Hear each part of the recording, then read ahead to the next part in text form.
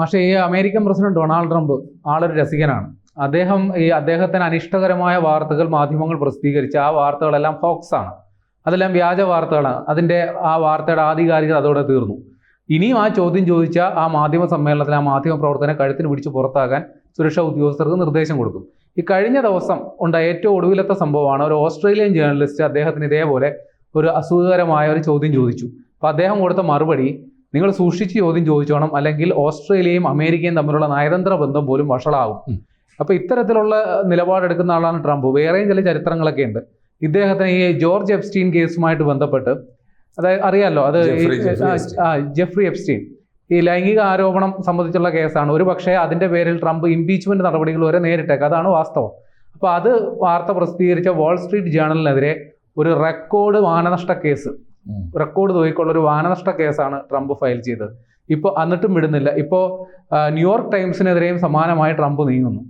അല്ല, ട്രംപിന് ഇതെന്താ പറ്റിയത്? ഇത്തരത്തിൽ ട്രംപിന് ഇങ്ങനെ നിരന്തരം മാനനഷ്ട കേസ് ഫയൽ ചെയ്യാൻ അത്രക്ക് ദുർബലനാണോ ഈ ട്രംപ്? അത്രക്ക് ദുർബലനാണോ, അത്രക്ക് മാനമുണ്ടോ? അതാണ് രണ്ടും ഒരുപോലെയുള്ള ചോദ്യങ്ങളാണ്. ഇപ്പൊ അദ്ദേഹത്തിന്റെ മാനത്തിന് അദ്ദേഹം വിലയിട്ടിരിക്കുന്നത് $15 ബില്യൺ ആണ്. 15 ബില്യൺ. ഞാൻ അതിന്റെ ഏകദേശം ഇന്ത്യൻ രൂപ നോക്കുമ്പോൾ 1.25 ലക്ഷം കോടി രൂപ വരും. 1.25 ലക്ഷം കോടി രൂപ. തൊലിയുടെ കട്ടി വെച്ചുള്ള അളക്കലാണ് ആയിരിക്കാം, തൊലിക്കട്ടിക്കാണോ മാനത്തിനാണോ. എന്തായാലും ഇപ്പോഴത്തെ ചിത്രം എന്താണെന്ന് വെച്ചാൽ ഈ നേരത്തെ പറഞ്ഞതിന്റെ തുടർച്ചയാണ്. അദ്ദേഹം ഒട്ടും മാറുന്നില്ല എന്ന് മാത്രമല്ല, അദ്ദേഹം എന്താണ് പറയുന്നത്, എന്താണ് ചെയ്യുന്നത് എന്ന് അദ്ദേഹത്തിന് തന്നെ അറിഞ്ഞുകൂടാ. ഇപ്പൊ അദ്ദേഹത്തിന് ഇപ്പോഴത്തെ ഒരു ചിത്രം എന്താണെന്നറിയോ? മീഡിയ മാത്രമല്ല, നീ പറഞ്ഞ പോലെ മീഡിയ അദ്ദേഹത്തെ ചോദ്യം ചെയ്യുന്നു, അവരോട് പൊട്ടിത്തെറിക്കുന്നു, അല്ലെങ്കിൽ അവരെ കണ്ണുരുട്ടി ഭയപ്പെടുത്തുന്നു എന്നത് മാത്രമല്ല, അമേരിക്ക മുഴുവനും അദ്ദേഹത്തിനെതിരാണ്. ഒരുപാട് വാർത്തകൾ നമ്മൾ കാണുന്നുണ്ട്. അമേരിക്കയിലെ അദ്ദേഹത്തിന്റെ സ്വന്തം കീഴിലുള്ള ഗവർണർമാർ മുഴുവൻ അദ്ദേഹത്തെ ചോദ്യം ചെയ്യുന്നു പലരായിട്ട്. അദ്ദേഹത്തിന്റെ അദ്ദേഹത്തിന് കീഴിലുള്ള യൂണിവേഴ്സിറ്റികൾ ചോദ്യം ചെയ്യുന്നു.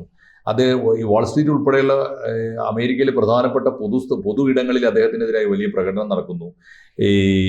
മാത്രമല്ല അമേരിക്കയിലെ എഴുത്തുകാർ, ബുദ്ധിജീവികൾ, എല്ലാ മേഖലയിലും, അമേരിക്കൻ പാർലമെന്റ് ഒക്കെ ഉൾപ്പെടെ അദ്ദേഹത്തിനെതിരെ വലിയ പ്രതിഷേധം നടത്തിക്കൊണ്ടിരിക്കുകയാണ്. ഈ സമയത്താണ് ഏറ്റവും ഒടുവിൽ അദ്ദേഹം മാധ്യമങ്ങളെ കുറെ കൂടി രൂക്ഷമായിട്ട് പിടിക്കുന്നത്. ന്യൂയോർക്ക് ടൈംസ് അറിയാലോ, അമേരിക്കയിലെ ഏറ്റവും പ്രസിദ്ധമായ പത്രമാണ്. ലോകത്തിൽ തന്നെ നമ്പർ 1 ആയിട്ടുള്ള പത്രങ്ങളിലൊന്നാണ് ന്യൂയോർക്ക് ടൈംസ്. ന്യൂയോർക്ക് ടൈംസിനെ അദ്ദേഹം പറയുന്നത്, ന്യൂയോർക്ക് ടൈംസ് സ്വതന്ത്രമല്ല. നിങ്ങൾ ഈ പറയുന്ന പോലെ ഹോക്സ് ആണ്, വ്യാജ വാർത്തയാണെന്ന് പറയും പോലെ ന്യൂയോർക്ക് ടൈംസ് ഒരു സ്വതന്ത്ര പത്രമല്ല അവർ അവകാശപ്പെടുന്നത് പോലെ.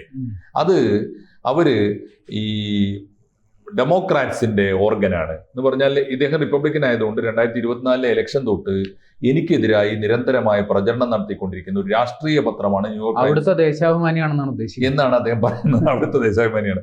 വേറൊരു തമാശ, ഇതിന്റെ വേറൊരു കാര്യം എന്താ വെച്ചാൽ, എന്തുകൊണ്ടാണ് ന്യൂയോർക്ക് ടൈംസ് 2024 തെരഞ്ഞെടുപ്പിൽ ഇദ്ദേഹത്തിനെതിരെ നിലപാടെടുത്തത്?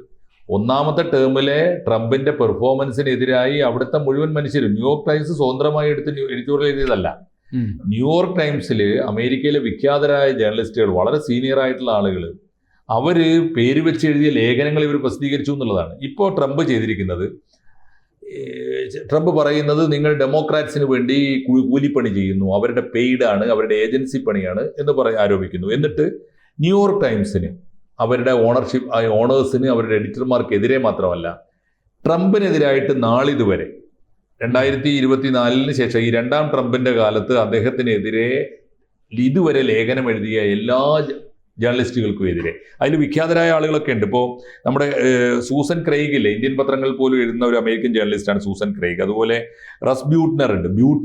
ബ്യൂട്ട്നർ ഇതേമാതിരി തന്നെ ഈ സിന്തറ്റിക് എന്തായാലും പറയുന്നത്, നമ്മുടെ ഈ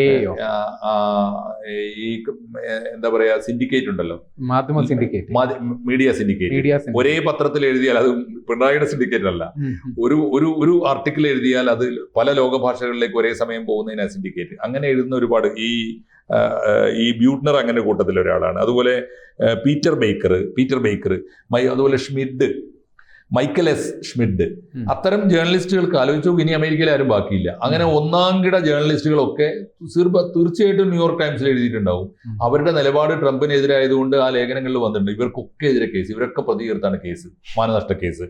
ഇനി അവർക്ക് മാത്രമല്ല, ന്യൂയോർക്ക് ടൈംസിന്റെ തന്നെ ഉടമസ്ഥതയിലും അവരുടെ അടുപ്പമുള്ള ഒരു പുസ്തക പ്രസാധനാലയമാണ് പെൻഗ്വിൻ. ലോകപ്രസിദ്ധമായ പുസ്തക പ്രസാധനം. ലോകത്തിലെ ഏറ്റവും കൂടുതൽ ആളുകൾ വായിച്ചിട്ടുള്ളത് പെൻഗ്വിന്റെ പുസ്തകങ്ങളായിരിക്കും. ആ പെൻഗ്വിൻ ഒരു പുസ്തകം പ്രസിദ്ധീകരിച്ചു. അത് ട്രംപിന്റെ കുടുംബവും ട്രംപിന്റെ ഇതുവരെയുള്ള ചരിത്രവും ട്രംപിന്റെ പാരമ്പര്യവും ഒക്കെ ചേർത്തിട്ട് അദ്ദേഹത്തിന്റെ അടിവേര് മാന്തുന്ന തരത്തിലുള്ള ഒരു പുസ്തകമാണ്. ആ പുസ്തകത്തിന്റെ തലക്കെട്ട് ലക്കി ലോസർ എന്നാണ്. Lucky Loser. അതിന്റെ main sub title how Donald Trump squandered his father's fortune and created the illusion of success എന്നാണ് അതിന്റെ പേര്. ഈ ഡൊണാൾഡ് ട്രംപ് എന്ന മനുഷ്യൻ എങ്ങനെയാണ് അദ്ദേഹത്തിന്റെ അച്ഛന്റെ സൗഭാഗ്യങ്ങൾ മുഴുവനും ദൂർത്തടിച്ച് കളഞ്ഞത്, എന്നിട്ട് ഒരു ഭാവനാ ലോകത്തേക്ക് ഇദ്ദേഹം എങ്ങനെയാണ് ഭാവനാ ലോകത്തെ വിജയം കണ്ടുകൊണ്ട് എങ്ങനെയാണ് ഇയാൾ ജീവിക്കുന്നത്. ഇദ്ദേഹം ഒരു ഭാവനാ ജീവിയാണെന്നും ഒട്ടും റിയലിസ്റ്റിക് അല്ലാന്നും ഇദ്ദേഹം നോർമൽ അല്ലാന്നും ഒക്കെ വളരെ മനോഹരമായിട്ട് പറഞ്ഞ് സ്ഥാപിക്കുന്ന പുസ്തകമാണ്. വളരെ ഡീറ്റെയിൽ ആയിട്ട് ഡോക്യുമെന്റ് വെച്ചുള്ള പുസ്തകമാണ്. ആ പുസ്തകം പ്രസിദ്ധീകരിച്ചത് പെൻഗ്വിൻ ആയതുകൊണ്ട് പെൻഗ്വിനെതിരെ ഈ മാനനഷ്ട കേസ്. ഇവരൊക്കെ പ്രതികളാണ്. ഇപ്പോൾ ഇവരെല്ലാവരും പ്രതികളാണ്. ഈ പ്രതികൾക്കൊക്കെ ചേർത്തുകൊണ്ടാണ് ഇദ്ദേഹം പറയുന്നത് ഈ $15 ബില്യൺ വേണം എന്ന് പറയുന്നത്. ഇത് ഈ കൂട്ടത്തിൽ അദ്ദേഹം പറയുന്ന കാരണം എന്തൊക്കെയാണ് മാനം? അദ്ദേഹത്തിന്റെ ഏറ്റവും പ്രധാനപ്പെട്ട പ്രശ്നം അപകീർത്തിയാണ്. ആർക്കൊക്കെ അപകീർത്തി? ഒന്ന് അദ്ദേഹം പറയുന്നത്, ഞാൻ എന്ന വ്യക്തിക്ക് ഈ അപകീർത്തിയെ ബാധിക്കും, എൻ്റെ വളർച്ചയെ ഇത് ബാധിക്കും, എൻ്റെ ഭാവിയെ ബാധിക്കും, എൻ്റെ രാഷ്ട്രീയ നേട്ടങ്ങളെ, എൻ്റെ രാഷ്ട്രീയ പാർട്ടിയെ ബാധിക്കും, റിപ്പബ്ലിക്കൻ പാർട്ടിയെ ബാധിക്കും എന്ന് മാത്രമല്ല എൻ്റെ അച്ഛൻ്റെ പേര് കൂടി ചേർത്തുകൊണ്ടായതുകൊണ്ട് ഞങ്ങളുടെ ബിസിനസ് സാമ്രാജ്യത്തെ മൊത്തം ബാധിക്കും. അതുകൊണ്ട് എൻ്റെ ജീവിതം തന്നെ വഴിമുട്ടിക്കുന്നതാണ് എന്ന് പറഞ്ഞുകൊണ്ടാണ് ഈ മാനനഷ്ട കേസ് കൊടുക്കുന്നത്. ഇതിൽ ഏറ്റവും പ്രധാനപ്പെട്ട കൂട്ടത്തിൽ അദ്ദേഹം ഉന്നയിച്ചിരിക്കുന്ന ഏറ്റവും പ്രധാനപ്പെട്ട പ്രശ്നം എൻ്റെ സ്വഭാവത്തെയും ധർമ്മത്തെയും ചോദ്യം ചെയ്യുന്നുണ്ട്. പ്രമാദമായ ഒരു ലൈംഗിക കുറ്റവാളിയുമായിട്ട് എന്നെ ബന്ധിപ്പിക്കുന്നുണ്ട്. അതാണ് നേരത്തെ പറഞ്ഞ പ്രശ്നം. എപ്സ്റ്റീന്റെ കത്ത് വന്നു. ജെഫ്രി എപ്സ്റ്റീൻ ആലോചിച്ച് നോക്കൂ. ജെഫ്രി എപ്സ്റ്റീൻ എന്നൊക്കെ പറഞ്ഞാല് എനിക്ക് തോന്നുന്നു ലോകത്തിലെ അപൂർവ കുറ്റവാളികളിൽ ഒരാളാണ്. അദ്ദേഹത്തിന്റെ പണി അറിയില്ലേ? 14 വയസ്സിന് താഴെയുള്ള ആൺകുട്ടികളെ വലവീശി പിടിക്കുക, പെൺകുട്ടികളെയും വലവീശി പിടിക്കുക, എന്നിട്ട് രണ്ടു കൂട്ടരെയും പതുക്കെ വേശ്യാവൃത്തിയിലേക്ക് നയിക്കുക. അവർക്ക് ആദ്യം ചെറിയ കൂലി വാങ്ങിക്കൊടുത്ത്, ശമ്പളം വാങ്ങിക്കൊടുത്ത്, എന്നിട്ട് അവരെ ഒരു വലിയ നെറ്റ്വർക്ക് ആക്കുക. ആ നെറ്റ്വർക്കിന് ഇന്റർനാഷണൽ നെറ്റ്വർക്ക് ഉണ്ടാക്കുക, പല രാജ്യങ്ങളിലേക്കും കയറ്റി അയക്കുക. പല രാജ്യങ്ങളിലെയും ബിസിനസ് മാഗ്നറ്റുകളും പൊളിറ്റിക്കൽ ലീഡർഷിപ്പും ഒക്കെ ആയിട്ട് ബന്ധം അവർക്കൊക്കെ കൊണ്ടുപോയി ഈ പാവങ്ങളായി ഈ കൊച്ചുകുട്ടികളെ കാഴ്ചവെക്കുക. എന്നിട്ട് അങ്ങനെ ഒരു ലോകത്തേക്ക് അവരെ തള്ളിവിടുക. അങ്ങനെ ഒരു വല്ലാത്ത സെക്ഷുവൽ അനാർക്കിസത്തിന്റെ ഒരു വക്താവാണ്. മാത്രമല്ല അദ്ദേഹം ഒരു പ്രൈവറ്റ് സ്കൂൾ അധ്യാപകനായിരുന്നു കേട്ടോ, അതുകൂടി ചേർത്ത് പറയേണ്ടതാണ്. അപ്പോ ഇദ്ദേഹത്തിന്റെ കേസുമായിട്ട് അദ്ദേഹം ട്രംപിന്റെ ആയുള്ള കത്തിടപാട് നേരത്തെ തന്നെ പുറത്തു വന്നിരുന്നു. അതാണ് ഒന്ന്. ഇപ്പൊ വന്നിരിക്കുന്ന ഒരു വാർത്ത അതല്ല, ഇദ്ദേഹത്തിന്റെ മരണം. എസ്റ്റിന് അറിയാലോ, ജയിലിൽ തൂങ്ങി മരിക്കുകയുണ്ടായത്. പക്ഷെ അദ്ദേഹത്തിന്റെ മരണത്തെക്കുറിച്ച് അന്വേഷിക്കണം എന്ന് വലിയ വാദം ഉണ്ടായിരുന്നു. അപ്പോൾ ഞങ്ങൾ അധികാരത്തിൽ വന്നാൽ അന്വേഷിക്കും എന്നൊക്കെ ട്രംപ് നമ്മൾ പലരും പറയും പോലെ പറയുകയും ചെയ്തിരുന്നു. പക്ഷെ അന്വേഷിച്ചിട്ട് പിന്നീട് വളരെ സമ്മർദ്ദം വന്നപ്പോഴാണ് പിന്നെ ചെയ്തില്ല, അനങ്ങിയില്ല. പിന്നെ വലിയ സമ്മർദ്ദം വന്നപ്പോഴാണ് അവസാന കാലത്ത് അദ്ദേഹത്തിന്റെ ട്രംപിന്റെ അവസാന കാലത്താണ് അന്വേഷണ റിപ്പോർട്ട് പുറത്തു വരുന്നത്. ഈ അന്വേഷണ റിപ്പോർട്ടിൽ വീഡിയോ ദൃശ്യങ്ങളുണ്ട്. എന്നുവെച്ചാൽ ജയിലിനകത്താണല്ലോ തൂങ്ങിച്ചാവുന്നത്. അപ്പൊ തൂങ്ങിക്കിടക്കുന്ന ചിത്രമുണ്ട്. അതിന്റെ തൊട്ടു മുമ്പ് ഇദ്ദേഹം അസ്വസ്ഥനായിട്ട് സെല്ലിനകത്ത് പിന്നെ ഇരിക്കുന്ന മീൻസ് അസ്വസ്ഥനായ ചിത്രമുണ്ട്. അതിനിടയിൽ തൂങ്ങുന്ന ചിത്രമില്ല. 1.5 മിനിറ്റ് നേരം വളരെ സമർത്ഥമായിട്ട് ആ വീഡിയോ ക്ലിപ്പിങ്ങിൽ നിന്ന് വെട്ടിമാറ്റിയിട്ടുണ്ട്. അത് ആര് ചെയ്തു എന്ന ചോദ്യത്തിന് അത്തരം ചോദ്യങ്ങൾ ഈ പെൻഗ്വിന്റെ പുസ്തകവും ന്യൂയോർക്ക് ടൈംസിലെ ചില ലേഖനങ്ങളും ട്രംപിന്റെ നേരെ ചൂണ്ടുന്നുണ്ട്. വളരെ ബോധപൂർവ്വം ഇദ്ദേഹത്തിന് സമ്മർദ്ദത്തിന്റെ ഒടുവിലാണ് ആ റിപ്പോർട്ട് പ്രസിദ്ധീകരിക്കേണ്ടി വന്നത്. പക്ഷെ ചെയ്തപ്പോൾ തന്നെ വളരെ സമർത്ഥമായി അദ്ദേഹവുമായിട്ടുള്ള ഏതോ ലിങ്ക് മുറിച്ചു മാറ്റുകയാണ് ചെയ്തത്. ഇത് ഉൾപ്പെടെയുള്ള ആരോപണങ്ങൾ വന്നു. അതുകൊണ്ടാണ് ഈ കേസിൽ അദ്ദേഹം വല്ലാതെ പ്രകോപിതനായത്. ഏതായാലും ഇപ്പോൾ സംഭവിക്കാൻ പോകുന്നത്, ഇദ്ദേഹത്തിന് ഈ ഒരു ഗുണമുള്ളത്, ന്യൂയോർക്ക് ടൈംസ് മാത്രം മിണ്ടിയിട്ടില്ല, എന്നാൽ അമേരിക്കൻ മാധ്യമങ്ങൾ മുഴുവൻ ഇളകി വശായിരിക്കുന്നു. എല്ലാവരും ലോകത്തിലെ ഏത് രാജ്യത്തെക്കാളും ഫ്രീഡം ഓഫ് എക്സ്പ്രഷൻ, ആവിഷ്കാര സ്വാതന്ത്ര്യമുള്ള നാടാണിത്. ഈ നാടിനെ മാനം കെടുക്കരുത്. അങ്ങേക്ക് ഏത് കേസ് വേണമെങ്കിലും നേരിടാം.